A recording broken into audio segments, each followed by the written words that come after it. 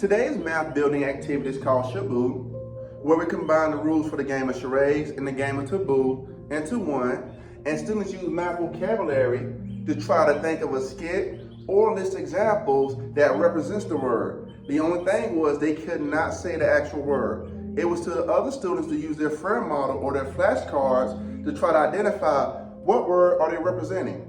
Now, prior to this activity, we did use the friend model to introduce all of the vocabulary words, so kids have already saw the words in multiple ways, and they also have saw examples versus non-examples. Now, when we got into this activity, it was really good.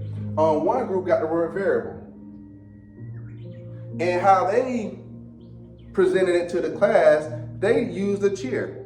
So a few students in front, then they said, "Give me an A," while the other person wrote down an A and said, "You got your A, you got your A. Give me a B, you got your B, you got your B," so on and so forth. And from there, kids started raising their hand when they believed they knew the vocabulary word that it was trying to get across, which was variable. Then this is important. What was it about their skit let you know that variable was their word? Well, they started writing letters on the board. In math, we call letters variables, which represents unknown. And this is a preview of what's to come, because next week we're going to start writing expressions. And when we have a quantity that we don't know, as we write that expression, we're going to use a variable. And a variable can be any letter. You just don't want to use the same letter. Use different letters, show kids. It can be any letter or even a symbol, but just understand that it represents an unknown.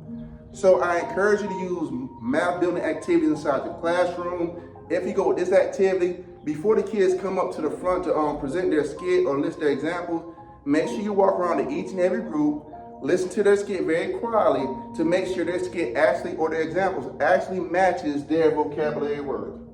I hope you enjoyed this video and you have a great rest of your day.